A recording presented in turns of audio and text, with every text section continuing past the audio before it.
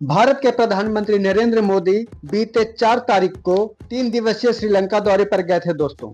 वैसे तो वो किसी भी देश में जाते हैं तो 1 से 2 दिनों की यात्रा करते हैं और उसके बाद फिर अपना काम करके वापस अपने देश भारत लौट आते हैं। अगर वो अमेरिका और रूस जैसे देशों में जाते हैं तो उनका दौरा 2 से 3 दिनों तक का होता है, क्योंकि वहाँ पे जो मीटिंग्स होती हैं वहाँ पे जाने में थोड़ा टाइम लग जाता है। लेकिन आखिर ऐसी क्या बात है कि पीएम मोदी श्रीलंका जैसे छोटे से देश में 3 दिनों की यात्रा पर गए?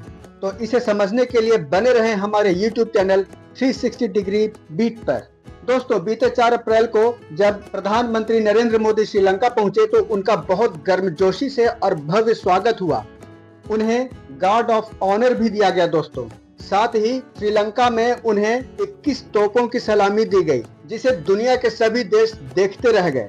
उसके बाद प्रधानमंत्री नरेंद्र मोदी श्रीलंका के राष्ट्रपति अनुराग कुमारा दिसानायके से मिले और अलग अलग मुद्दों पर बहुत सारी बातें हुई उन दोनों के बीच। आपको बता दें दोस्तों कि पीएम मोदी का ये चौथा श्रीलंका दौरा था।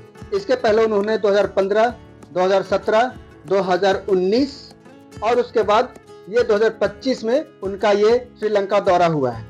दोनों देश यानी भारत श्रीलंका के लिए और श्रीलंका भारत के लिए राजनीतिक, कूटनीतिक, सामरिक और आर्थिक दृष्टिकोण से बहुत ही महत्वपूर्ण है। एक टाइम ऐसा था जब चाइना ने श्रीलंका को $8.5 बिलियन का भारी लोन दिया था दोस्तों, और ये लोन श्रीलंका के डेवलपमेंट के नाम पर दिया गया था। लेकिन उस समय के राष्ट्रपति महिंदा राजपक्षे ने जब इस लोन को देने में असमर्थता जताई तो भारत ने श्रीलंका की मदद की थी। उस समय भारत ने श्रीलंका को बचाने के लिए $4 बिलियन की मदद की थी दोस्तों, क्योंकि चाइना के प्लान था कि वो श्रीलंका को इतना भारी लोन देकर पूरे हिंद महासागर पर और श्रीलंका पर कब्जा कर सके, और चाइना के मंसूबों पर भारत ने पानी फेर दिया। खैर, वो तो पुरानी बातें हो गई दोस्तों। पीएम मोदी और श्रीलंका के राष्ट्रपति के बीच द्विपक्षीय वार्ता हुई, जिसमें बहुत सारी बातों को लेकर समझौते हुए और एमओयू पर साइन भी हुए दोस्तों। अब साइन हुए एमओयू में क्या क्या था, आइए उसे समझते हैं।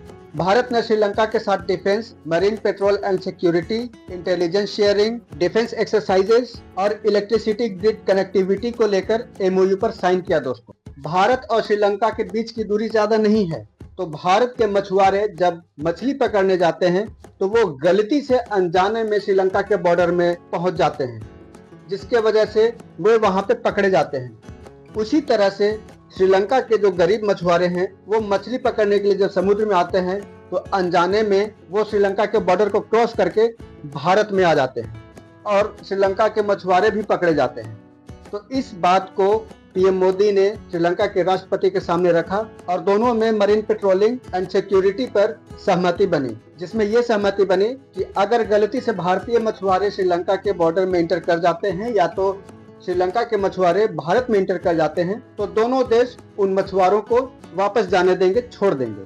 फिर दोनों राष्ट्राध्यक्षों के बीच इंटेलिजेंस शेयरिंग की बातें हुई और दोनों देशों के सेना और नेवी दोनों आपस में मिलकर डिफेंस एक्सरसाइज करेंगे, यानी युद्धाभ्यास करेंगे। और साथ ही भारत और श्रीलंका के बीच इलेक्ट्रिक ग्रिड कनेक्टिविटी का फैसला किया है, जिससे कि श्रीलंका में बिजली की कमी ना हो।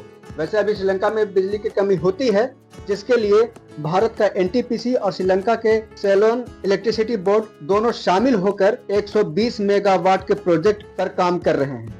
उसके बाद इकोनॉमिक एंड टेक्नोलॉजी पर एग्रीमेंट हुआ है और इस एग्रीमेंट से यानी जितने भी एमओयू पर साइन हुए हैं, इससे श्रीलंका के डेवलपमेंट में काफी मदद होगी और चीन की जो धमक है हिंद महासागर में वो कुछ कम हो सकती है दोस्तों। खैर, ये तो भविष्य की बातें हैं।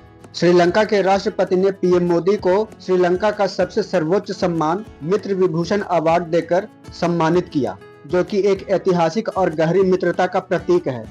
अगर आपको ये जानकारी अच्छी लगी हो तो आप इस वीडियो को लाइक, सब्सक्राइब और शेयर जरूर करें दोस्तों।